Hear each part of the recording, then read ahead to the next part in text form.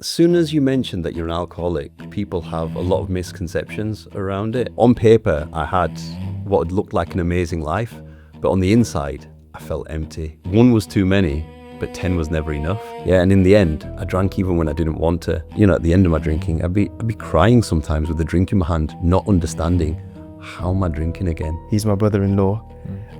He was married to my older sister, and so I kind of did look up to him. But there was no emotional attachment to Nav at that time. I used to drink because I felt so disconnected from everyone and everything. I guess what I found is after the drinking is actually what personality Nav actually is. I was in complete blackout from drinking, and by the time I came to my senses, I was meant to go to Manchester. I found myself at Watford Gap Services at a petrol station, and that's when I just dropped to my knees crying, going, what am I doing?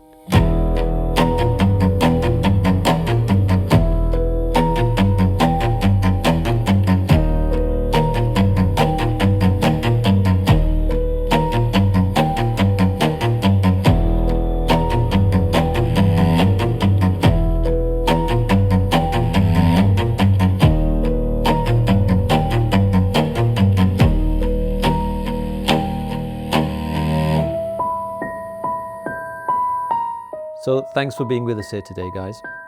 To start off with, for anyone who's watching this video and is struggling with alcohol right now, how would you introduce yourself and NEKTA in a single sentence? Well, first of all, thanks for having us, Indy. In a single sentence, I wouldn't actually mention NEKTA. I'd just simply say, my name's Navraj and I'm an alcoholic. I've been in recovery for some time now, and I managed to find a way to get well, and so can you. As soon as you mention that you're an alcoholic, people have a lot of misconceptions around it, and at its heart, an alcoholic is just somebody that's struggling with their relationship with alcohol. I was never a daily drinker. At the height of my drinking, I had a fantastic job. I was married. At the end of it, my wife was expecting. So on paper, I had what looked like an amazing life, but on the inside, I felt empty. For me, it felt like being sober was the problem. You know, stress, pressure, all these things that I was putting on myself. So for me, the drink was the release. And for me as well, once I started drinking, I couldn't stop. I was never a 1 or 2 drink kind of guy. So, you know, once I started, I couldn't stop. The real problem was that once I tried to stay stopped, I couldn't stop.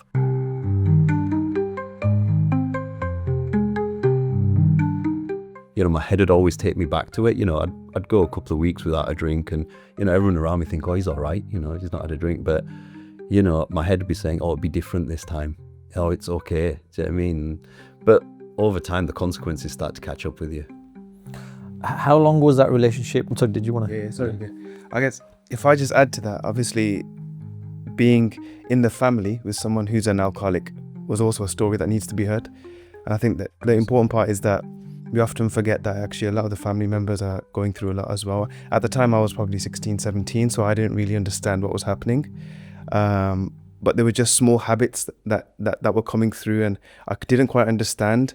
And when I found out that what Ron was going through, what Nav was going through was to do with the alcoholism, it actually put a lot of it into perspective. I'll give you an example. So for example, it might have been like, it was like 1 p.m. in the afternoon, and Nav was like, let's just go out. And I was like, okay, that's fine. That's what we usually do. And as we went out at that time, he purchased a small bottle. And at the time I was like, okay, maybe this is normal. I didn't understand. I've never drank alcohol.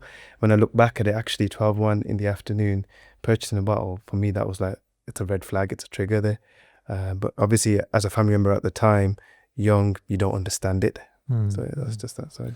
And obviously yourself coming from a Amatari background, never drank, and probably never had anyone in your family drinking? No. So my dad was quite a big drinker. He was. My granddad was also a big drinker as well. And I think I guess my journey came through from my cousins who I was very close to. They found faith. They found religion, and kind of for myself, it was a journey to understand that I can be in the same path as well. Yes, I've always been an Orthodox Sikh. I'm not actually Amritari, but I wasn't really following the values of Sikhi or you know, our views. And over time, understanding what it was, how it affects my life, and the positive impact it had on it, yeah, it flourished and it came through. So when you saw Nav purchasing that drink, you know, in the afternoon, and that was probably quite different to what you would have seen your dad or the members of the family doing. They wouldn't have potentially done that at that time of day. Yeah. How did that kind of make you feel, and what did you think at that time when you saw that? So to be honest, knowing that obviously my dad used to drink, granddad used to drink, it didn't really affect me or faze me at that time. It was just, I thought, okay, maybe he's just purchasing and he just needs to have a drink, because in our culture, it's a big thing to drink. And to be honest, it didn't even click to me, to be honest, that it was that particular time of day. I didn't think about it twice. It was just, when I thought about it 2-3 years later, actually that's when it kicked me, it kicked me in the back, saying, actually, no, this isn't normal. A normal person doesn't do this. And so, yeah, that's when I realised what Nav was actually going through.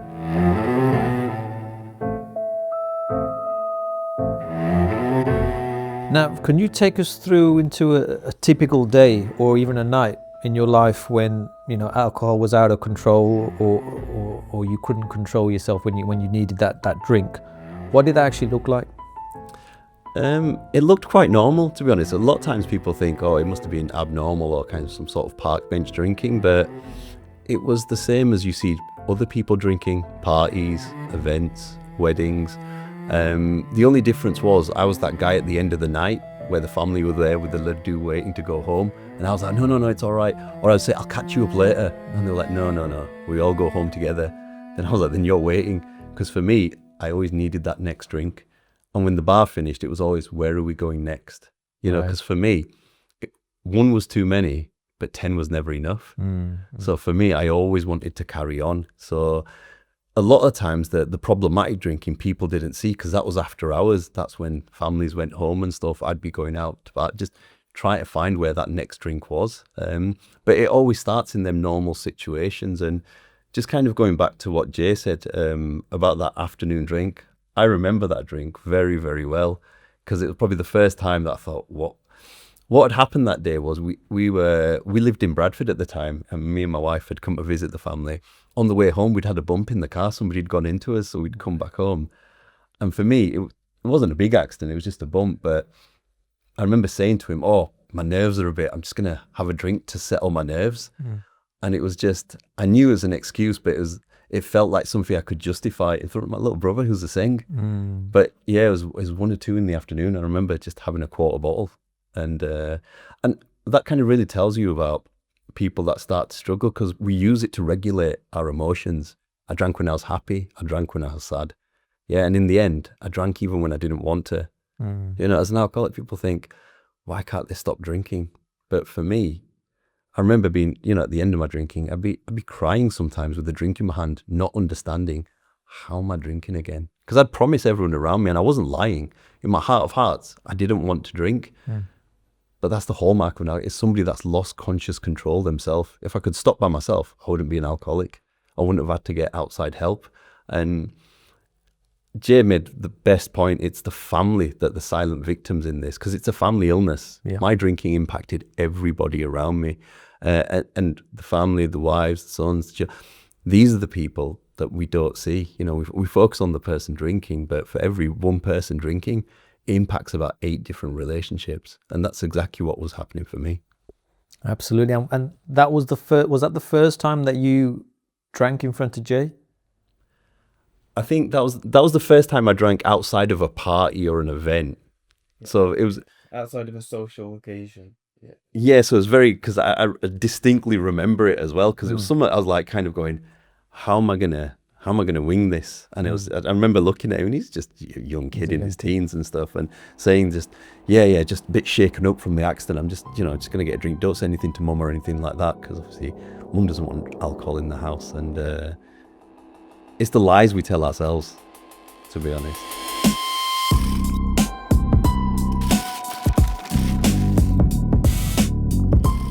Were you the kind of guy, at the end of a party, to use a phrase we used earlier, the dudley guy, he was lying, you could tell this guy is out of control, he's had way too many?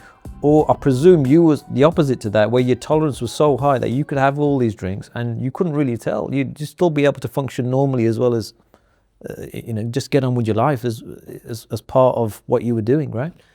He's nodding away. Like, that tells you, it tells you everything. Yeah. In all the time, I don't think Jay ever saw me flat out, because my tolerance was there, but I was that happy-go-lucky guy. I was loud.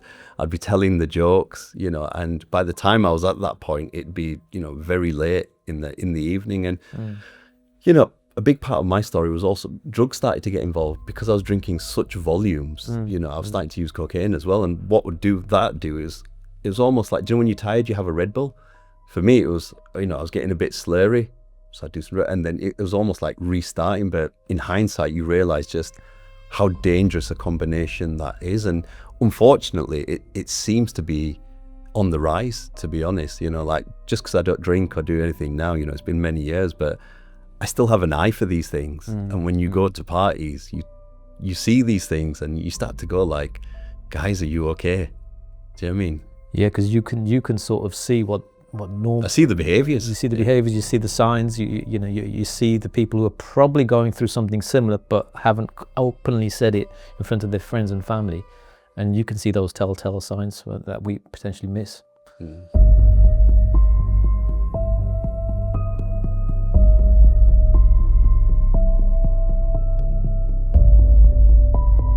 So was there a specific moment or an incident that made you realize that, look, this isn't social drinking anymore, this is actually quite a big problem in my life? It wasn't one occasion for the social drinking. For maybe the last 6 to 12 months of my drinking, I knew there was a problem. I definitely knew that there was a problem, and it was always that excuse. At the time, we lived in Bradford, but I used to work away in Newcastle, so it was like, oh, when I change jobs and moves back, I'll stop drinking. When, you know, when my wife gets pregnant, I'll stop drinking. All these milestones happened, and I still couldn't stop. But there was one pivotal moment. So my last drink, even though we didn't live in Birmingham, was in Birmingham. We'd had a surprise party at a family member's house, and, you know, I'd been ill that week and I didn't want to drink, but somebody asked me more than once. And then I just couldn't say no. And I remember just drinking all the booze in the house that night, and then it was about 5, 6 o'clock in the morning, whereas the other guys that were drinking with me just went to bed. I put a shirt and tie on and said, oh, I've got to get to work. You know, I was like, it was like Monday morning, and I was like, I'm going to Manchester. And my wife she was expecting at the time, it was this look she gave me, and it was this look of, she'd just given up. It was beyond disgust. She just looked at me like, what are you doing? And I had no answers. And, you know, that time I got into a car, set off from Handsworth Wood, and I was in complete blackout from drinking. And by the time I came to my senses, I was meant to go to Manchester. I found myself at Watford Gap Services at a petrol station, and that's when I just dropped to my knees crying, going, what am I doing? I had no idea how I'd got there. I'd gone the wrong way.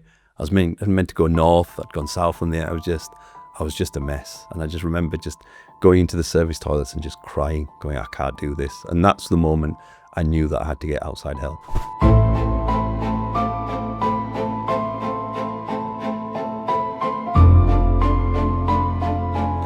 When you saw your family, you know, you mentioned your wife, you know, your brother-in-law, your mum, your dad, when you saw these people, what was going through your head when they saw you, you know, drinking after one drink after another, you know, what were you thinking when they were around you and seeing you like that? Did that make you think, right, I've got to stop this now? Or what was going through your head at that point? At times, you know, there is the shame and guilt and the usual emotions, but as a problem drinker, I could rationalize it all. For me, it was like, they don't understand. I'm working, I'm paying the bills. They don't understand the pressures I've got. I didn't have any pressures more than any normal person, but in my mind, it was amplified. People didn't understand how hard it was to be me. Do you know what I mean? It was just this self-delusion. And when you're like that, you can rationalize any behavior. So like, it's okay, but you know, long as I'm paying the bills, it's okay. Long as I'm doing X, Y, Z, it's okay. So, you know, I could quickly get past them looks. And as a man, you know, South Asian community, there's a lot of pressures on you to be that breadwinner, to bring home the money, to look after your family. And I guess, yeah, that's I guess where a lot of people from the Asian community can relate to that, because we've all got those sort of pressures. And when we are doing something that potentially isn't right, we tend to kind of look at, well, actually we are bringing that we are doing what our parents told us to do, or what we should be expected to do as a South Asian person. We've got a family, we've got kids, we're making our money, X, Y, and Z. Well, saying that perception as well. So when I first got into recovery, I didn't actually tell anyone for the first 4 months, even my wife. I pretended that I was going to some management course, put a shirt and tie on, and I'm going to some evening course because I felt embarrassed that I was asking for help, because I didn't know who to be without the alcohol. And then after about 4 or 5 months, I remember telling my wife, and she almost burst out laughing. She goes, "Why wouldn't I want you to get help?" And it just kind of really shows that actually the things you tell yourself in your head aren't always real. And that's the thing with alcoholism and addiction. It's a very isolating illness. It makes us retreat. You know, even in a room full of people, I could feel lonely, and I tell myself these stories. And the thing is, when you tell yourself a story, you believe it because it's your voice. Yeah. And the more it whispers, the more you listen to it, the more you retreat. So for me, it was, I didn't want to. But then today, look, I've still, obviously, same wife, same environment, same family. And this is an environment that I was in when I used to drink, thinking, oh, it's just a real dark, scary place, or everyone's against me. But that was all my own perception. So recovery is about connecting with others and actually getting out of your own head.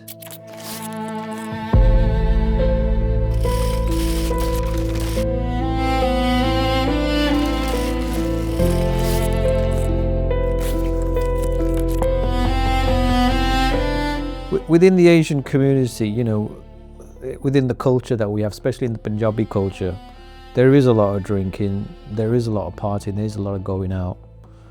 And it's sort of a little bit, I would say, more normalized in the Punjabi culture than other cultures that I've seen. I'm Punjabi myself, so you know, I know exactly how that feels. But how do you feel that does it make it harder for you coming from a Punjabi background and it being normalized, or do you see that as a problem? I think it's a big part of the Punjabi identity that, you know, we're known as the drinkers. You know, like whenever I'm giving any talks in recovery and there's a predominantly non-Punjabi audience, the way I describe ourselves, I always say we're like the Irish of India, and everybody gets it straight away because there's so many parallels between the communities. You know, we come from big families, we like to socialize, we're renowned for drinking and stuff, but there's so much more to us than that. So for me, a big part of my recovery was actually saying, who am I as a Punjabi without the alcohol? I didn't know. And that's quite typical for any alcoholic, but certainly that's why some of the work I've done in recovery has been creating South Asian focused spaces where people can talk about the cultural element of it as well, and the social norms and pressures that come with being part of the community. Okay, and when you first tried to cut down or stop, what was the thing that surprised you most? Was it physically having to stop that drink? Was it the mental barriers that you'd built up in your mind? Was it the emotions? Was it seeing your family? What was the thing that you thought, you know, this is what's so surprising about trying to come out of this? I think it was all internal, to be honest. I didn't know how to be. I didn't know how to kind of operate at a party without a drink. You know, I used to be that kind of loud, laughing, joking guy, and I just retreated into this person, and that I just kind of sat there a bit lost without it, you know, because they talk about Dutch courage, you know, it'd give me the courage to kind of talk and this, that and the other. So there was a steep learning curve to realize actually there is more to me than the drink, but it's almost like relearning that. It was like becoming a teenager again. Yeah.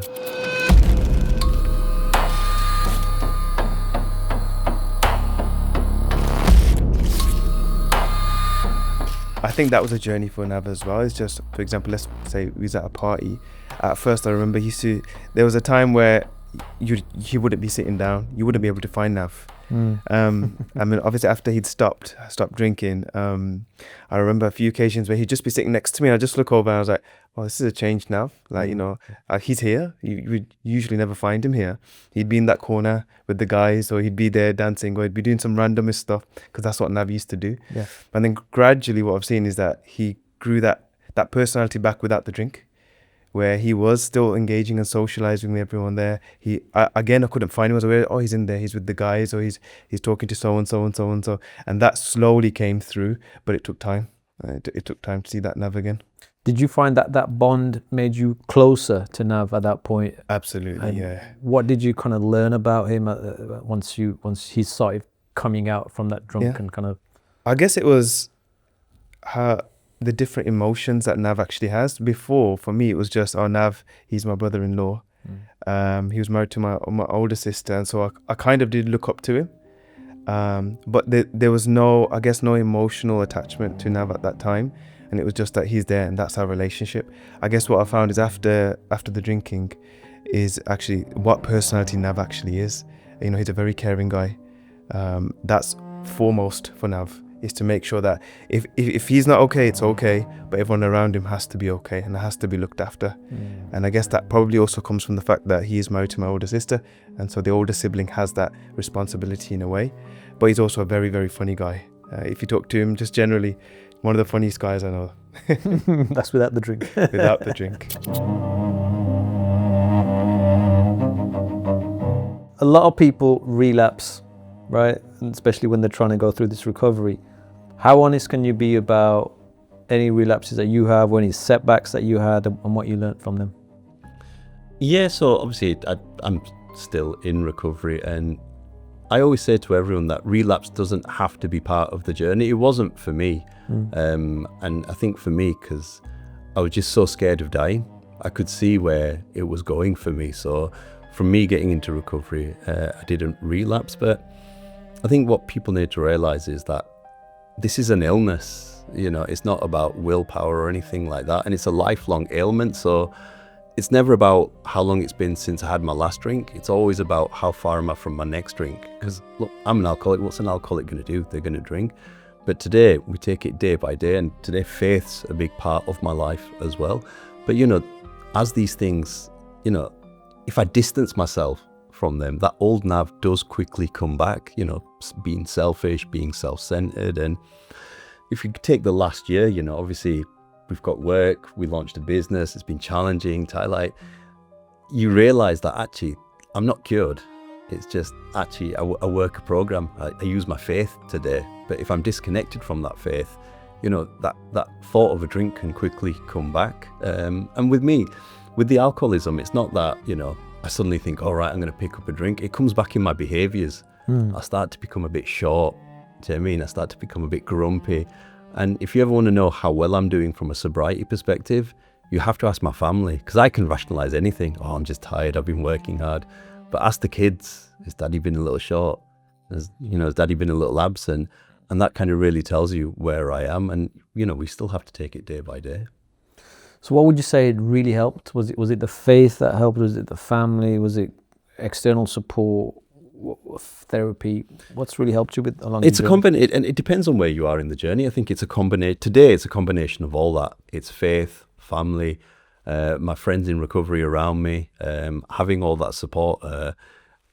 They're the glue that kind of holds my recovery together. But in the early days, it was having simple strategies. You know, when we first used to go to parties, when I first stopped, we'd actually just had a child, so it was like, I'll hold the baby.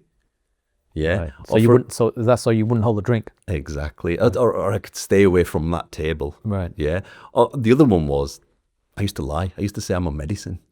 So for about 6 months, I used to say, and I remember some of my close friends thinking, has this guy got Ebola or something? What's he got that he's not, like, because they know I just drink through medicine. They were like, something's different here. And it took time for people to realize, oh, he stopped drinking. Even with my wife, you know, it took time for that kind of trust to come back, because of the way I drank and for how long.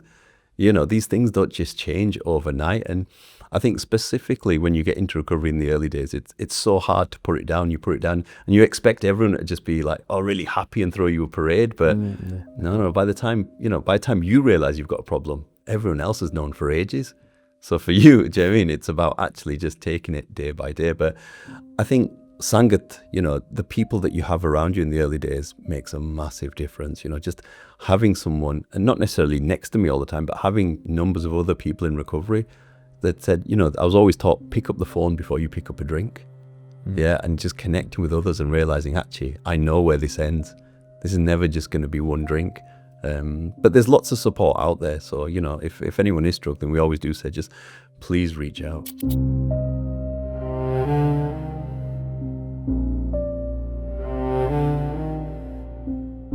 At what point in your recovery did the idea of creating something like NEKTA, an alcohol-free drinks brand, what time did that come into your timeline? So I think parts of it come from recovery, but parts of it come from our joint. So I think it comes from a lot of different places. It's not just one single event. So as part of my recovery, I started an organization called No More Pretending. And the focus of that organization was to bridge the gap between our community and recovery. For me, I didn't want to start a new recovery service because I managed to get sober. There was something out there that worked. What I knew was that actually we just needed to connect more Punjabi communities with it and tailor it a little so that actually when people sit in a recovery room, they're not the only brown face there. So No More Pretending did a lot of work to go, actually, we do signposting, advocacy work. But the problem is funding. It's always very difficult to fund a non-profit. And for me specifically, it was about how can we become more self-sufficient. So there was always this idea of actually if we start some sort of enterprise, we can use a portion of the profits to kind of run No More Pretending to make sure that if anyone's struggling, they can get help. And I think it was just a crucible of different ideas that kind of came together. Obviously him with the health, well, you can talk about the health side and the drinks. Yeah. Yeah, I guess so. Part of that journey for myself is just having never drank alcohol. Mine is quite simple. It's just there wasn't much out there for me. Like we spoke about earlier, for me, it was pretty much just orange juices or it was water. That then kind of moved towards mocktails probably about 10 years ago, but quickly realizing that's just full of sugar, syrups. It has a taste, very strong taste, and it can sit on your tongue for a very long time. And so that's kind of where we thought, there's got to be more to a drink. We've got to be able to enjoy something outside of just that and still feel included and part of, social occasions and social situations. And so that's kind of my journey into it. But the drinks themselves are also very important with regards to ingredients. So we wanted to make sure that it's not just full of sugar, it's adaptogenic. So, and a lot of people won't understand that. But what that is, it's a functional drink, so it can have an effect on the mood. And that's why we say we're mood enhancing. So that was part of it. The other part of it, it's not full of any concentrates. It's even the sugar itself is quite natural sugars that we're using that comes from fruits. And so being kind of like my background is a physiotherapist, I enjoy going to the gym. So the health aspect of that drink was very important to me. And so NEKTA had to be healthy as well as flavoursome at the same time. So, I mean, as you rightfully said, Jay, it's not just a soft drink. It uses adaptogens. It's positioned as a proper adult alcohol-free option. Why was that distinction so important for you? Oh, back to you. Yeah, I guess it was, again, for me, it just comes back to wanting more from a drink. In a glass full of orange juice, a glass full of, I won't say names, but just drinks that are full of sugar. It wasn't enough for me. It wasn't enough. There had to be more from a drink, and hold. What's kind of come through now is a whole wave of opportunities for people to have drinks that are more than just just there for the flavor. So yeah, Ron, do you want to add to that? Yeah, I think another part to it actually was around just being included. You can still go out. So as part of recovery, I still wanted to be social. But, if we'd go out together, you always kind of feel excluded if you're not drinking. There was that part to it. And then if you do get alcohol-free drinks, they're always a bit of an afterthought.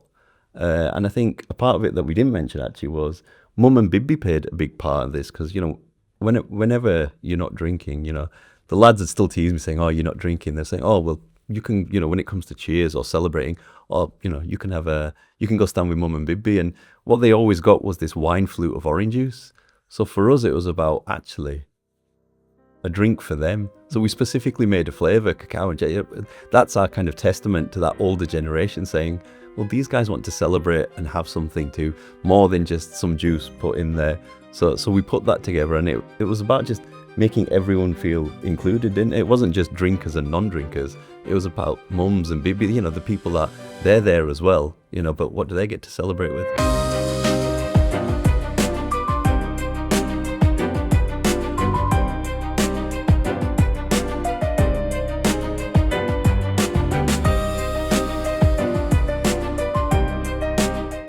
Do you have different flavors of drinks for different generations or different groups of people, or just explain that a little bit? So if you are, let's say, an auntie, for instance, Yeah. what would she most likely drink and why? Well, the way we structured the drinks was around mood state. So Jay said earlier that we're flavor first. So for me, being in recovery, I won't have anything alcohol-free. I don't have alcohol-free beer or any alcohol-free spirits, because for me, there's an emotional memory there with the flavor. So what we did was we created brand new flavors, but what we wanted to do was think about the mood states. So we've got 3 different flavors, but they do 3 different things. We've got one which is like the party starter. We've got one to kind of connect with the moment, and then we've got one to unwind. But when I talk about Mum Bibi, we did specifically think of them with the flavor, because we've got a citrus flavor, a berry flavor, and it was Jay that kind of led on this. We've got a cacao and chai, so it's a chai flavored cocktail. Right. So for us, it was a bit of our culture in a cocktail, and I think that tends to be the go-to one, especially for the older generation. But we wouldn't say specifically made one for a type of person. We made each drink for a specific type of moment rather than anything else. And you don't get the auntie saying, "Oh, it's cold." it's a cold chai Oh, flavor. we get all sorts of, because when you say cacao and chai, people go, is it going to have milk in it? Yeah. Is it gonna be chocolatey? So for us, we made a conscious choice not to change the name, because we love the surprise on people's face when they actually try it. Absolutely. And tell me a little bit about, you donate a portion of the profits to support recovery, to support your work in the Punjabi community, organizations like No More Pretending we've spoke about. Why did you decide to build that giving back into the business model from day one? I think we knew straight away from the beginning that the main purpose of NEKTA was to make a difference in the community. And that was about changing people's attitudes towards the way we celebrate and get together. So for us, obviously we've got alcohol-free drinks, but it's never a binary of actually these are just for events that don't have alcohol. It's for events where people are drinking, but it's a suitable option for people that aren't drinking or people that might want to be moderating. So we knew this very early on. And for us, we knew that irrespective of changing their attitudes, where we are today, there's still people that are struggling. There's a lot of people that need help. Obviously, I come across them in recovery. So for us, it was about actually using a portion of them profits to make sure that organizations like No More Pretending could be more self-sufficient. So rather than being dependent on external funding, it was a way for us to kind of do projects the way we wanted to, rather than have to apply for grants with very kind of specific criteria. So you want to be self-funding at the same time and supporting at the same time. And having that autonomy to be able to do things differently, because I think a common argument I have with so important in this space is, if things were working the way they are, we'd have more people from a South Asian background in recovery. But what you find is we are massively underrepresented across all modalities of recovery. And that's where No More Pretending comes in, to not only signpost, but to help organizations kind of create tailored recovery for people from a South Asian background.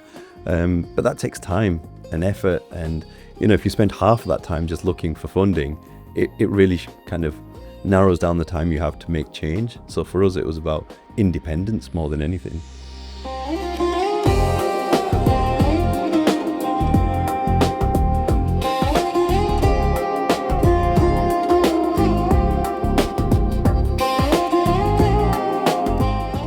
So NEKTA is a play on words. It's a play on the word nectar and also ekta, which means unity. What would you say, what kind of unity are you trying to create? And especially in the Punjabi South Asian community, alcohol is, it's normally brushed under the carpet. What forms of silence or stigma would you say this is trying to tackle? So exactly what you said, ekta, that unity, for us, it's the unity of everyone coming together to celebrate. So it's not just people that drink and don't drink. Like I said, it's about them elder generation.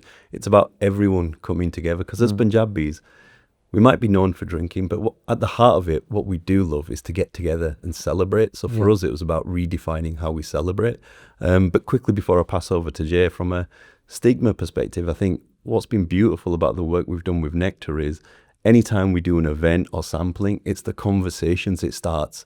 Because when we start talking about the recovery element of it, there's not a single person in the Punjabi community that hasn't been touched by the effects of alcoholism.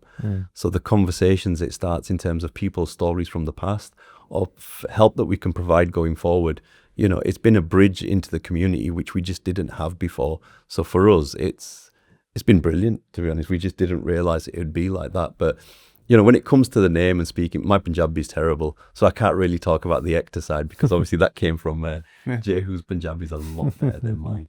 I guess from my point of view, the NEKTA in it is, yes, it's different generations coming together, but it's also culturally as well. So in Sikhi itself, in our faith, you know, we have people who are following the faith very strictly, people who are just on that journey, people who don't follow it. It's basically bringing everybody together, and having that opportunity to spend together. You know, often we don't have those kinds of spaces that we can do that, and maybe NEKTA is just giving that opportunity for people who are drinking, who want to connect with people who are on the journey of, you know, getting away from it, or just moderating, and those who are just away from it altogether. And so for me, it's created that opportunity. So for example, if I go out with friends and I have friends who drink, you know, I can go to a bar or a grill and still connect with them whilst they, you know, have whatever they're going to have. I can have my non-alcoholic option and still connect with them in that way. And it can still enhance your mood depending on what you want from it, right? Absolutely, yeah. So there is that part of the drinks as well, yeah. So, you know, whatever they get from the alcohol, hopefully I can get my own kind of creation of a mood in this way.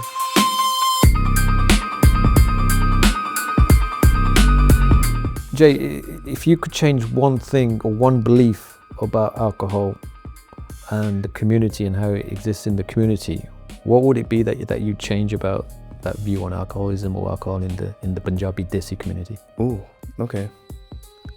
I guess it's being willing to talk about it if you're struggling. I think that is probably the biggest thing for me. Is Nav went through it for so many years and I didn't know that he was going through it. And that kind of still bugs me to this day, that why wasn't I able to understand what he was going through? Yes, part of it's probably because Nav didn't want to share that, but also I should have been able to pick it up. And so for me, I guess the biggest thing is for anybody out there who is kind of an alcoholic and is looking to go towards recovery, is just talk to somebody about it, speak to somebody. That can be a friend, it can be a family member, it can be mom, dad, anybody. You know, to be honest, with the kind of spaces that Nav goes to and creates, that is a perfect opportunity to go to and just talk about the fact that what you're going through is not on your own. There are others going through it, and there is a journey to recovery as well. That would be it from my end. Thank you. Nav, same question. Well, I'm just really taken back by what Jay said about wanting to help. And I think the key thing to understand is at the time when I was struggling, I didn't even know what I was going through because I was part of that same misconception. How can I have an issue with drink? I'm too clever. Got a degree, got a match. I mean, good job. How? Do you know what I mean? And yet, this is somebody I'd drink regularly to black out. I'd sometimes wet the bed, but I'd still rationalize it, going, "Oh, no, that's not a problem," because we always know somebody that's worse. We don't look at all the people who are worse, and there's always, well, at least I'm not like so and so. Look at so and so. And alcoholism, it's such a complex and layered illness. I think exactly what Jay says, that the biggest challenge we have is ignorance about not understanding it correctly. You know, some people, oh, it's not an illness. It's just, oh, why can't you put it down? How come so-and-so can take it? Because I've got 3 older brothers, no issues with drink. They can take it or leave it. Yet with me, once I start, I can't stop. But I suppose at the heart of it, it's like comparing a diabetic with somebody else. You can't see what's going on the inside. But it's not like, oh, why can't you have loads of sugar? Go on. Do you know what I mean? It's and it's seen as such an inert substance. Oh, it's only sharab. But actually now we're realizing just, you know, I'm not here to demonize it, but we have to respect what it is and the damage that it can do.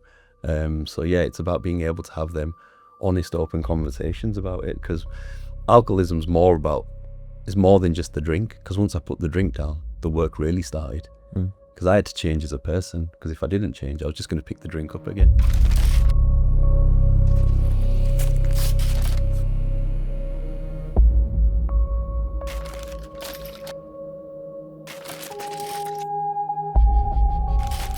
You know, you're going to get people out there who are going to be watching this video, and they're going to be saying, those drinks don't support your mood. They don't enhance your mood. You know, we know that there's ingredients in there that do that, and the evidence does show that actually does happen. But how much do you actually feel nectar does enhance your mood or makes you feel in a certain way compared to how alcohol was making you feel and making you feel in a certain way? I don't think it's fair to ask because of the founders, because obviously we're going to have an opinion, but I think we did a lot of work working with others, focus groups, getting the blends right to make sure that the functional effect of it was correct. I think across the 3 flavors, we've got one which brings your mood up, which we use caffeine, ginseng, moringa, and people are very sensitive. People know when the coffee hits. You're very sensitive when your mood's being elevated, less so when you're relaxed. When you're relaxed, it tends to be more of a reflective thing. It's not something that, you can start to feel calmer. So them 2 blends definitely took a lot of time, but we approached it in a way where I have something called AUDHD, and it's a combination of autism and ADHD, and I've got a network of friends that are very sensitive to their mood states, so that they're very aware of where they are. And so for us, we leaned on my network a lot to kind of really make sure that them blends there, because we didn't want to put something out there and make just claims to say, oh, this does this, without it actually doing it. So for us, hopefully, we think we've done a great job with it. But it is always very subjective to the individual because of dosage and various things. But, if you look at ashwagandha and the various things that we use, these are natural relaxants. Absolutely. And if you, to put it from a customer's perspective then rather than your own, what kind of stories do you hear from your customers who are potentially sober curious or in recovery? What kind of stories do they tell you when they drink these drinks? I think the first thing is they're always surprised. Everyone's always kind of surprised because obviously, look, we're just 2 everyday guys with a normal job, and we managed to somehow put some drinks together, get them in a nice looking can and start selling them, which in itself we didn't realize was a huge feat. But just, the first thing the feedback with is normally the flavor, the refreshingness of it. In terms of the functional state, I think we tend to have to ask more about that. We have to press more about that because I think the drinks are quite unique in how they taste. So that kind of takes the headline. But for us, we're always about getting that feedback. So we're always constantly asking, or we're inviting people over to have a drink and a chat and stuff and kind of gauge it for ourselves. But it's always been positive, to be honest. But look, that's not to say, look, we've got 3 flavors. Nobody likes, well, it's never that somebody likes all 3 of them. Everyone's got a favorite flavor.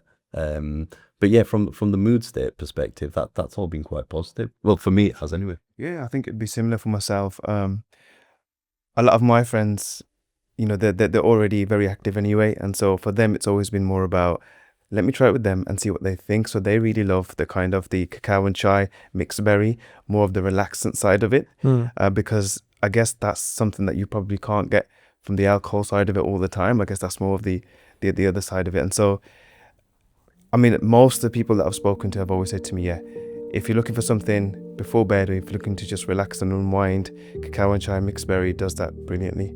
And that's personal experience as well. But I always say to people is, we often do sampling events and things like this. A sample is not going to do it. I mean, that's not me trying to sell the product. I'm just saying that you'd have to have a can of it, and that's just being realistic with regards to the effects of the drink. You also have ingredients like moringa, for instance, in there as well. Yes, yeah, moringa, yeah, absolutely, moringa. So it's in broadly, it has many effects on the body. It's anti-inflammatory, so it's very effective in that sense. But yeah, when it's kind of combined with the other ingredients that we have in our main drinks, the citrus and moringa drink, it has that effect of uplifting. Absolutely. Yeah. On that as well, though, that's something we thought a lot about in the early days. So we've always been quite transparent with the adaptogen side. So we did make sure that actually on the site from the can, it does give you the specific dosages as well, because obviously a lot of times you can say it's got X, Y, Z in, but when you look, it's actually only trace amounts. So for us, we always want it to be completely transparent with people, saying, look, this is what's in it, and this is the amount of it as well. So yeah, that was something we were keen to do from the get-go.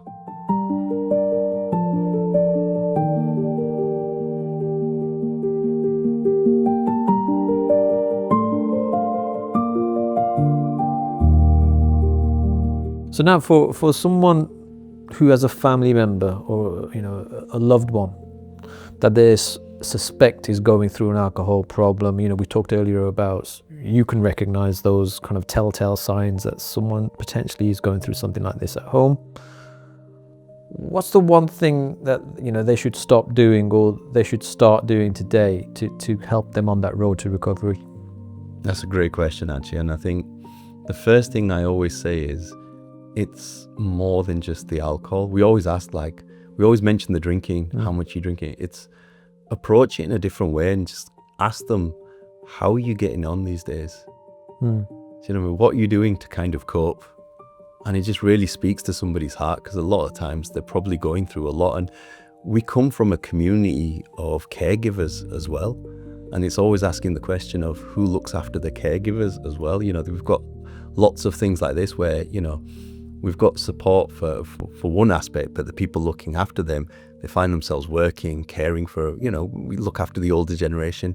It stresses like this. So from the outside, it just looks like a normal person, but it's always just going, look, what's going on the inside? And just having that one-to-one conversation, just asking how they are. Exactly. And if anyone is struggling, I always say, look, my number's freely available. Please reach out for a chat. I'm not here to diagnose or say I can never say anyone else has got an issue. I know I had an issue, but I can certainly share my story and share some of the things that I went through. And if you can identify with that, there's always help and support for you as well.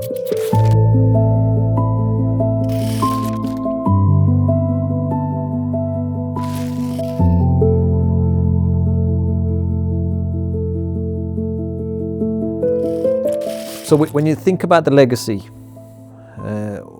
think about NEKTA's legacy, what do you want people to remember you guys for, and the legacy of NEKTA, the brand? What's the message that you're trying to convey, especially for those who are potentially going something like yourself, Nav, as well? I think for me, it's the slogan that we tend to use is drink different, make a difference. And for me, it's as simple as that. All we're trying to introduce is a different type of drink that's out there for people who want to moderate, who want to try something different, who want a mood enhancing effect. I think when I think about legacy, I always think from when we first started and when I had pen and paper and we were thinking about what we wanted to do. For me, it's about, I've got 2 young daughters, and it was always about, I think as a family, you always plan financially for the future. The girls will have enough money, and if anything ever happened. But what about the world that they're going to live in, and how can we make a difference in that? So for us, it was about actually, when they grow up, when they go out with their friends, they know that drink isn't the default. There is a different way to socialize, come together, be Punjabi. This doesn't have to define us. So I think that was really it for me. Excellent. And finally, Nav, what's the one thing that you miss about drinking?